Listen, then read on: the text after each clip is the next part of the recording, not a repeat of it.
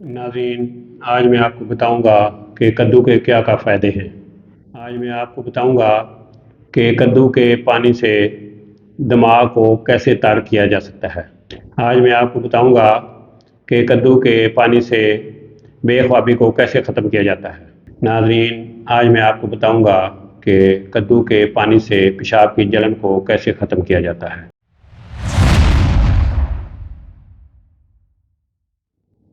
बिस्मिल्लाहिर्रहमानिर्रहीम। अस्सलामु अलैकुम वरहमतुल्लाहि वबरकातुहू।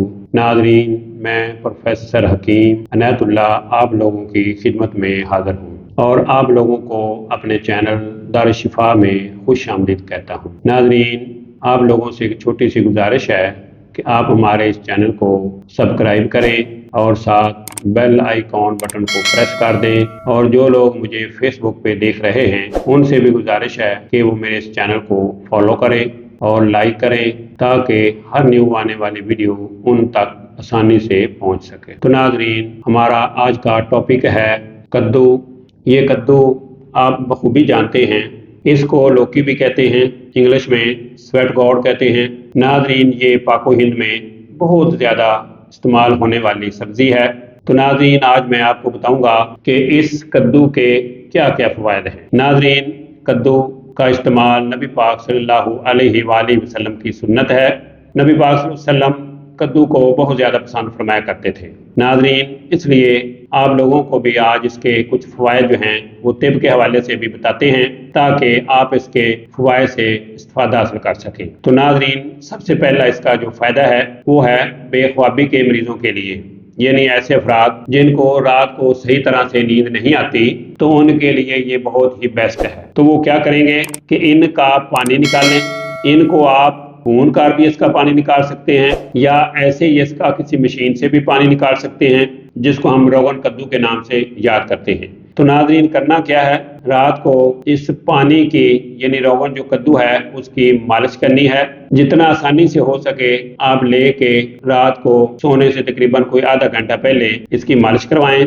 उसके बाद आप लोग जो है वो आसानी से सो जाएं, तो आपको इंशाअल्लाह अज़ीज़ अल्लाह के फजल करम से पहले दिन ही इसके रिजल्ट मिलेंगे और आप लोगों को ठीक तरह से नींद जो है वो आ जाएगी। नाज़रीन, दूसरा इसका फायदा क्या है कि क्योंकि इसका मजाज शर्द तर है, इसलिए गर्मी खुश्की के जितने भी मरीज हैं उनके लिए ये बहुत बेस्ट है। यानी ऐसे अफराद जिनके दिमाग में गर्मी खुश्की है, उनको गुस्सा बहुत ज़्यादा आता है, हर वक्त जो है वो करख्त रहते हैं, तो उनके लिए ये बहुत ही बेस्ट है। वो सर पे मालिश भी करें। इनके जो मुख्तलिफ किस्म के बीज हैं जो बाजार में अक्सर चारे मगज के नाम से मशहूर हैं, उसमें भी इसके बीज जो हैं वो डाले हुए हैं, तो वो उसका सफू बना के वो दूध से इस्तेमाल करें और रोगन कद्दू को सर पे उसकी मालिश करें, तो उनके दिमाग के अंदर जो खुश्की का मसला है वो इससे हल हो जाएगा। नाज़रीन, इसके बाद इसका जो अगला फायदा है वो ऐसे अफराद के लिए है कि जो कहते हैं कि हमारे बाल जो है वो बहुत ज़्यादा गिरते हैं, बालों के गिरने का बहुत ज़्यादा मसला है, काफ़ी हमने इलाज करवा लिए हैं लेकिन बाल जो है वो अभी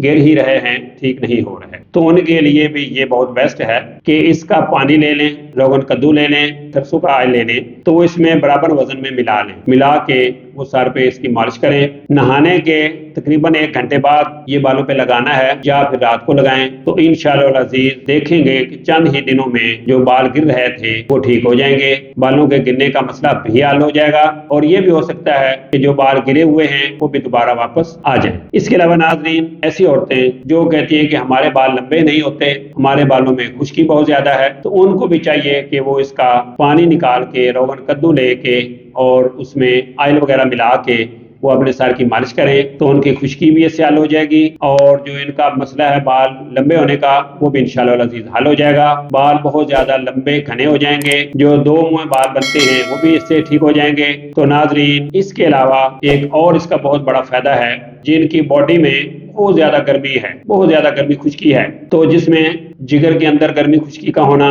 आंतों में गर्मी का होना, जिसकी वजह से हर वक्त आए दिन पेचिश लगे रहते हैं, क्योंकि सुफराज जब बढ़ता है तो उस वक्त ये प्रॉब्लम पैदा होती है। मैदा में अगर ऐसा मसला है, तजाबियत है, मैदा हर वक्त जो है वो उसकी जो रतूबत है वो मुंह में आती रहती है, मुंह हर वक्त कड़वा रहता है, तो उन लोगों के लिए ये बहुत ही बेस्ट है। वो इसका पानी जो है वो निकाल के वैसे इस्तेमाल करें या इसको सब्जी के तौर पर इस्तेमाल करें, तो उनके लिए बहुत बेस्ट है। तो नाजरीन, ये थोड़े से फ़वाद थे جو میں نے آپ کو کدو کے بتائے ہیں۔ تو ناظرین، اسی کے ساتھ مجھے پروفیسر حکیم عنایت اللہ کو اجازت دیجیے۔